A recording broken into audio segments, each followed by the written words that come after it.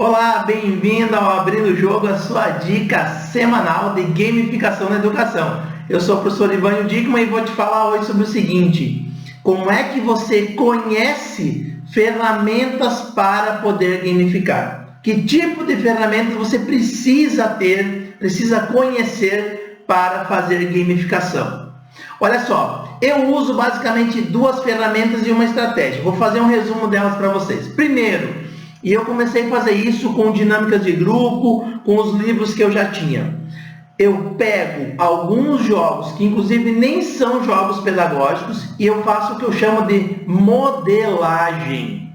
O que é a ferramenta de modelagem? É você pegar um jogo qualquer e, utilizando a estrutura, a dinâmica dele, que você percebe que é envolvente, que é cativante, você insere dentro dele a tua necessidade pedagógica. Vou dar um exemplo rápido.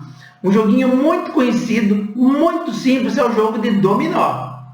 Muitos alunos meus, alunas minhas, estão fazendo o seguinte: transformando as peças de dominó, levando para elas o conteúdo, o tema das suas aulas. Por exemplo, matemática. Então, em vez de você ter um númerozinho 1, 4 numa pecinha de dominó, você vai ter, por exemplo, 2 mais 2. E está ensinando, por exemplo, contas de mais para as crianças. Então, ele vai ter que pensar, o que é 2 mais 2?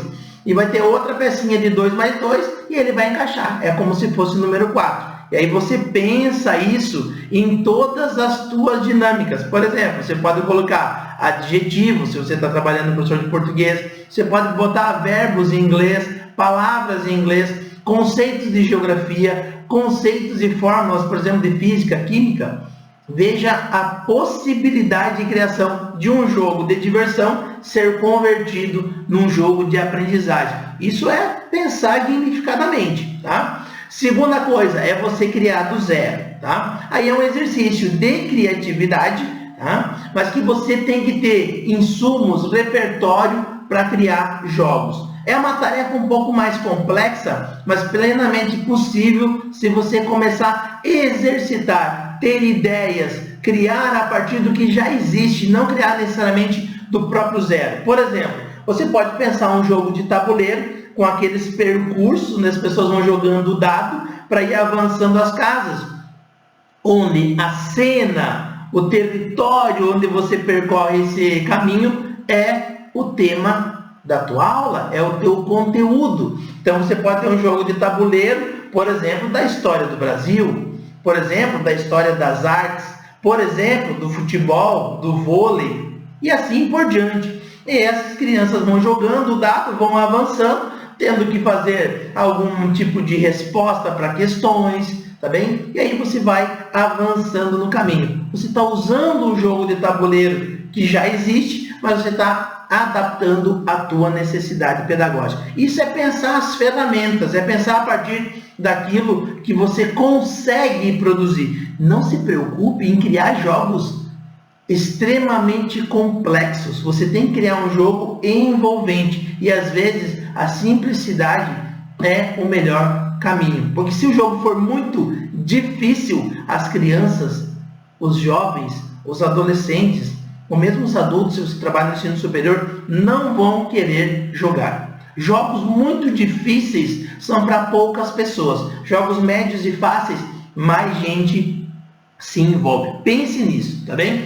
E o terceiro elemento, que é uma estratégia, é você ter cada vez mais repertório. O que eu quero dizer com isso? É você ler bastante, é você fazer os cursos certos. Então você vai aprendendo estratégias para você poder fazer a modelagem a partir dos jogos de diversão e também a criação a partir de ideias iniciais.